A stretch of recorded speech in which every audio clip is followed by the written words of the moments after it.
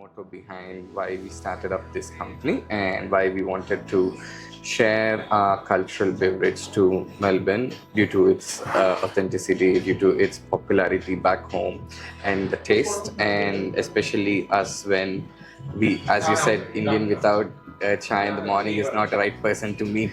So that's why our stores open way early, around 7 a.m. in the morning, and then we go till midnight until 12 a.m.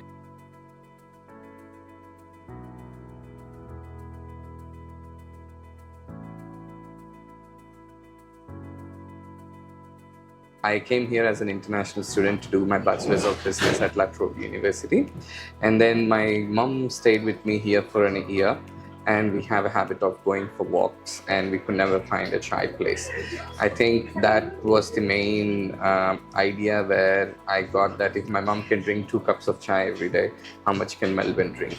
So then I took the leap of faith to start up the business, and we thought, okay, chai is somewhere not available in Melbourne regularly. You have to go to a restaurant, place an order for dining, and that's when only you can get a chai. But whereas you see there's hundreds of coffee shops all around you to every street and corner. So why not chai can also become that culture? Because back home we have every street and corner there is a chai place. Not as much as back home, but at least we can partially achieve that targets, I thought. So, but then the main hindrance was to get the consistency of the taste of the product and the drink itself, and then the availability, because if I opened in a suburb first to get the popularity or to make sure customers know that this exists, it would have taken a long time for us. I think something really amazingly worked for us is we opened our first shop in the Elizabeth Street in the city. When I'm into my final year of finishing my course, I decided enough is enough. Let me start up a business, because business school has taught me enough there. I put all into the business, and I dropped out of my uni. However, I made it into a diploma, but then I dropped out, not finishing my final year of my bachelor's degree. So that's why the name came up, and my friends told, you did drop out from the uni, why don't you name it Dropout Chaiwala? I was like, yeah, it's catchy, it sounds well, and there's a story behind it which is true, so let's go ahead with that name. So that's how the name came out, because I dropped out of the uni, so it's Dropout Chaiwala.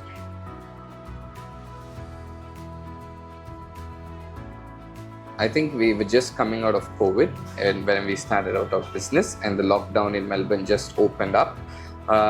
If we talk about background of my family, nobody's into business. All my family is into 9 to 5, and they're in executive level positions in big companies. So I am the black sheep out of the family, I would say. But then it worked out well for me, and my family is very proud of me right now on what I am doing. It's my first time doing business. Before opening Dropout Chaiwala, I had a little experience of running an Indian restaurant with partnership.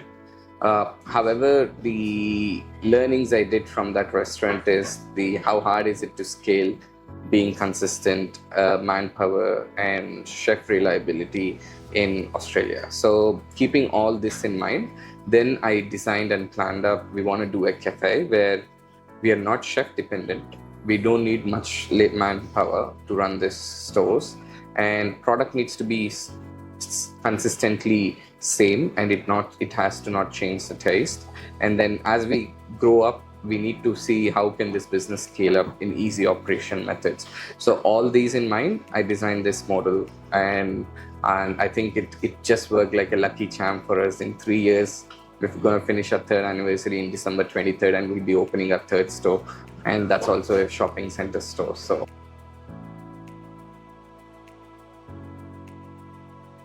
touchwood, let's say I got a very supporting family to help me with my finances when I was a student. But however, I did work a lot of part-time jobs like every other student, and made some savings of my own. And then I was 21, and I was very naive when I was starting up the business, and I think that helped a lot. If I go back now, if I knew what I was going to do now, I think I would have thought twice to open a business. So it's good to be naive sometimes, because you don't know actually what is in it for you. So it is all the challenges, and being an international student, nobody has the support of to start a business, there are people to guide you on how to do or anything like that. You have to figure out everything of your own. So let's say registering a company, to finding an accountant, to be a friend with a lawyer, and to get a lease of the space. So this is all big task we are talking about. And I think to navigate through all of that was a very challenging part for me too. Initially, it was a lot of efforts of research, talking to people, getting the knowledge. And then there were days where people used to tell, please don't waste our time by calling us continuously. So I think, yeah, you have to bear the humiliation, you have to bear uh, you have to be more resilient and persistent over what you want to achieve than what others think. I think even my friends were disappointed with what I wanted to do. Neither I had a great support because it is a chai business. I think if it would be a very different story if I said I was opening a coffee store. But they trust and the encouragement I got for opening a chai store in 2021 was way less than what you see now. Now I think everybody takes pride that there is a chai chain in Melbourne and everybody gives a lot of compliments and wishes to us. But back then I see this completely different, and we didn't have this support or encouragement when we were starting out. And I think it's good as a community, we are growing up and we are having a lot of support for small businesses. And if international student like me can come open a cafe chain like this, I think there's definitely a great opportunity for more people to do something like this.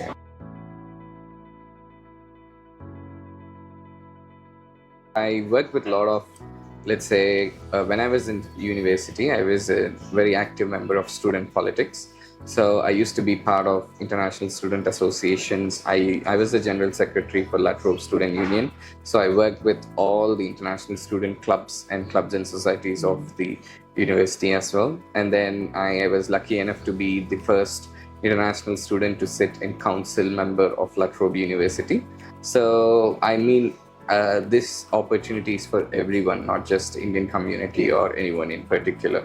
So international students have a lot of self-doubts, insecurities, and on top of it, this is a new, let's say, world to them. So navigating to that and being strong is it's the toughest part. And I think after that, if you have your passion towards what you want to build, I think if you are persistent enough, I think you will figure out the ways.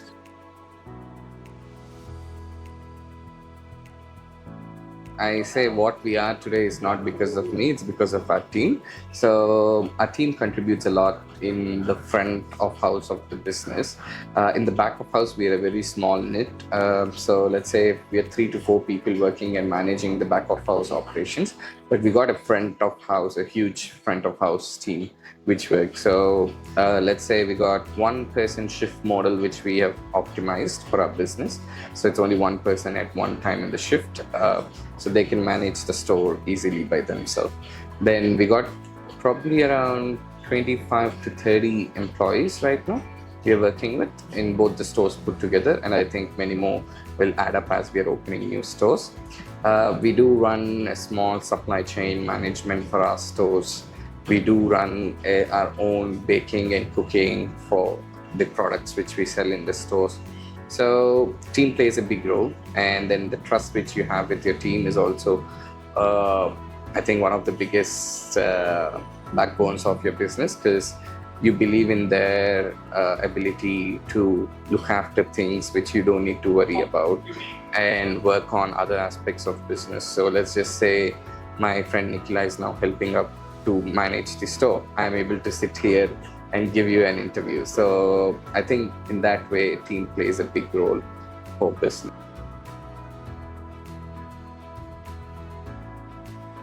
Sometimes we do also have the overlaps when it's too busy, but then learning from the restaurant business again that having multiple staff and then managing the store is not efficient economically for any business. So we designed the chai machines and our own custom-made chai. So everyone doesn't need to have a skill of making chai. It's just a button away, my chai is ready from our stores. And the food is all comes prepped up. All they have to do is toasting and serving. So I think these optimizations which we did, I think for a very long run, it is most efficient way for us, for one person to run the store. And when it gets busy, I think we'll automatically increase our capacity, and we hope it gets more and more busy and we have more staff working on the floor to manage the capacity or manage the demand. Yeah, so it's a big challenge for us as a business as well. So we are going very untraditional methods of making chai and serving chai to the community. Firstly, we receive a lot of backlash or negative comments on this because they still do not accept that a machine can make such good chai. So I think we want to break the stereotype there that when a barista using a coffee machine can make a chai, why can't a chai can be done with a machine? So we strongly stand on this and the untraditional method of making chai. Then yes, for the first year when we started as well, it took us time to optimize many things and get things sorted. Like for example, how quickly food can be prepped, what are the precautions we can take, how the packaged food needs to come to the shop, and how easily it can be toasted and served. So all these we learned from the first year journey. We made a lot of mistakes. I can say every mistake in a book which can be made, we have made the mistakes, but then we luckily now optimized all of that and we worked them out. So that's one of the big thing is to manage the operations efficiency. It comes with experience. It doesn't come with just practical, let's say, knowledge. It comes only with practical knowledge. Once you get on the floor, make your hands dirty and see is this is working or the other one is working. And I think as you work as a team, it doesn't need to be you. There's so many things where I learn from my team members and they come up with ideas. Okay, why can't this be done this way, Sanjay? So I think that helps us to grow quicker. So it's not just me who's working on making it efficient, it's the whole team which is working to make it efficient. And that way it can also reduce the burden of more work for them as well as me. So I think it's win-win for all of us when we do such kind of.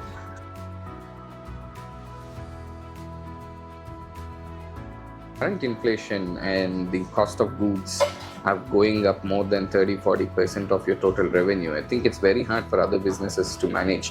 Even we, I think labor cost is one of the biggest savior we got, and the other side is our profit margins for a product are a little higher.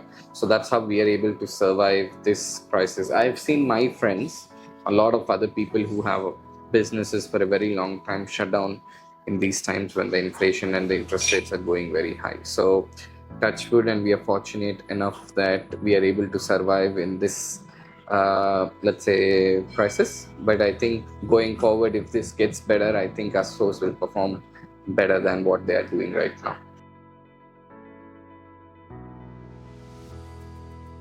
Point of sale system is, I would say, the major chunk of the business too. Let's just say I don't have a POS system. So I just have a terminal from a bank for charging customers. I have no data that how many chais I sold today, what are the flavors of chais I sold today, what are the food products I sold today. To manage my inventory for next week, I don't have anything that I can rely upon other than my, let's say, mental calculations I do by physically seeing what's the stock left in the store.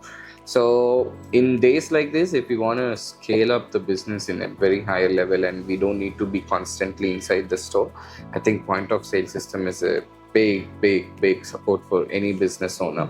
Even if it's a small business or a big business, they need the record or the data, or at least the smooth transition from customers' experience of paying the cash or the paying the money to you through their cards. So it's helpful in different ways for us. So let's say for my business, in a few words, it's helpful for data. It is helpful for customers' experience. It's helpful for us to build the relation by, let's say, different digital loyalty programs which we are introducing for the customers, and feedback generation, because every customer can easily get a feedback access to us whenever they tap into a point of sale system. So I think it plays a big role for a business, and choosing the right people you want to work with as a point of sale system is a big decision you make as a business too, because It is not easy that every quarter or every year you want to change your point of sale systems as you grow as a business. So you have to be very far sight to look into how your point of sale system can help you in the business. So that's my view towards the technology, and it's definitely a great help for business.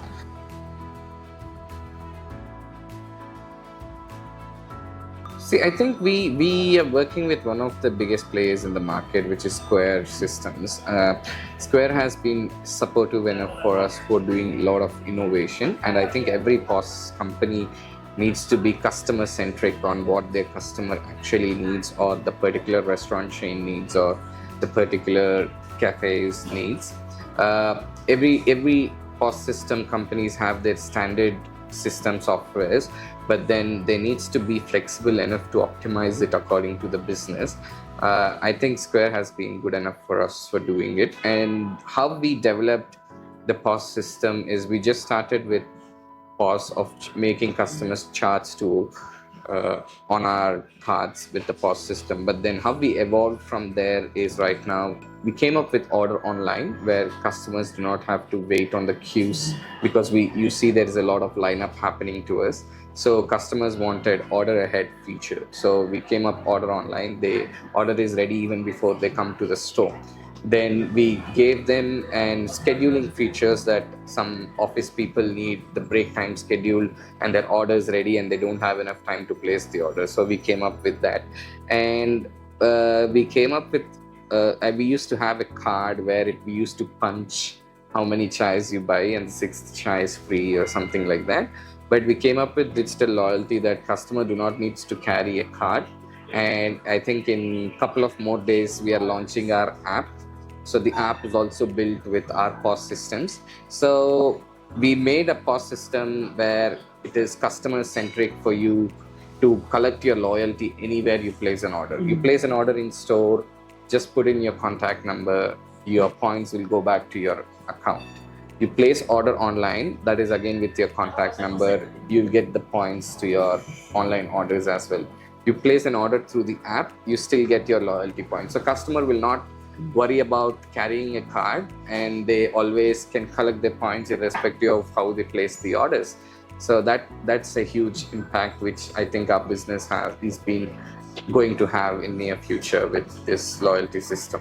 One of the, as you asked that what feature do you think needs to be added, I think one is the feedback collection with the customers on what they expect from the brand. I don't know if there are different ways that can be done. Generally we do it with, let's say we put a QR code, Google Excel sheet opens up, people give a feedback form, or go on to Google reviews too. And if we are the owners, we stay in the shop, we talk to a lot of customers, understand the regular customers' expectations and what they want. But I think there needs to be an easy way where we get a feedback from a customer. Let's just say you come into a customer, you tap, and then you just get a pop-up message saying, would you like to give any feedback on your experience? So it is either easy for you as a customer, without any much human interaction, you can go give your feedback. And I don't think human interaction feedbacks are always generally as honest and brutal it needs to be. It is always sugar coated. But I think some feature with taking the feedback on what customer wants, I think that is something I would love any POS system or any other SaaS software comes up to help this problem for restaurant owners or cafe owners to solve.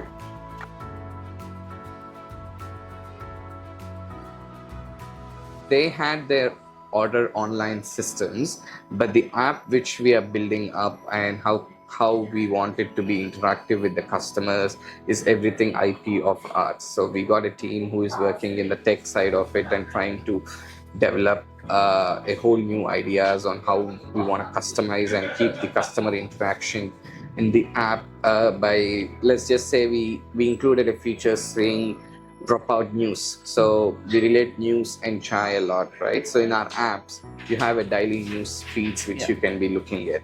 We'll be conducting different quizzes in the app, and there will be different games where you can collect a lot of food or chai items from our store. POS systems have the requirements which can meet the market, But if you want to highlight the experience, what your customer wants from your particular brand and your particular stores, I think that's something you need to work on, the customization of your team. So I think my team has been brilliant and fantastic on what they are doing, and I can't ask more than what they are doing right now. And there's always room for improvement, but I think we are achieving on what we want to achieve to give the best experiences. The whole company runs with an ideology of what is the best experience we can give it to a customer.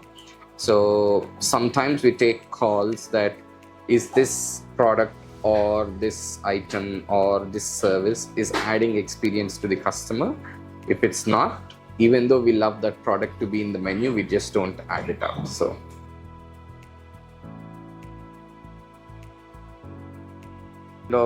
So my marketing team is very, let's say, experimentative. Yeah. So they want to try out, let's say, they did a lot of product marketing, they did a lot of lifestyle marketing. They wanted to keep the founder faced marketing as well. We would like to stay as humble as we can. Would like to be as nice as we can to customers, friends. I don't think it will ever get into our heads that, oh, we build this brand and we're gonna have this kind of attitude or this kind of it's good to have attitude at times when you make business discussions or when you're talking to your colleagues and other things, but then I think that's not me. That's just an experiment. I think this was a very trending idea at that point of time, and I think all our customers wanted to see some comic videos coming onto our page as well. Videos I can show you is someone is asking about the chai and the potato stuffed reel that has gone more than, let's say, more than 1 million views already.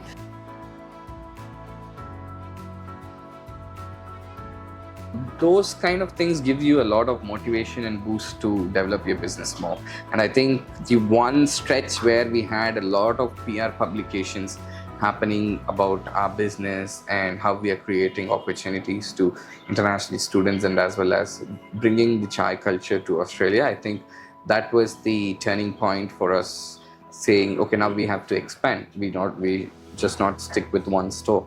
So after, when these articles have come up, and we have come up with a lot of publications in like NDTV, India Today, and then in here in local newspapers, we have come up with Heralds and we have come up with 7 News. So all that has boosted our work ethics a lot and helped us to look forward for expansion of business. And I think that's when we came up with the first next store. We opened 2 other stores which a lot of people have no clue, which is one store on Latrobe Street. It was our flagship store.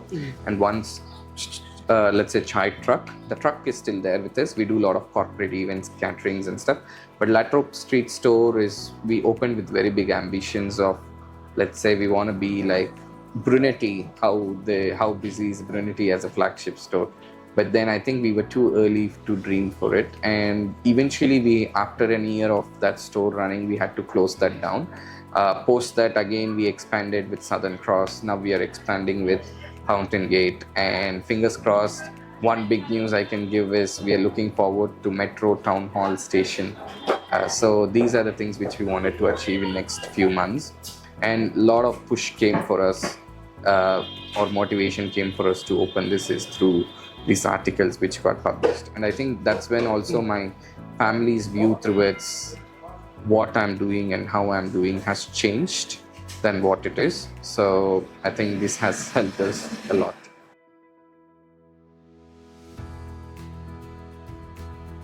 That's too much for us. I think it's been a big comparison what happened back home and here. I don't think I have no intentions of getting into any politics at any time, but I have a lot of intentions to giving back to the community and the gratitude which we have for building up such a big brand.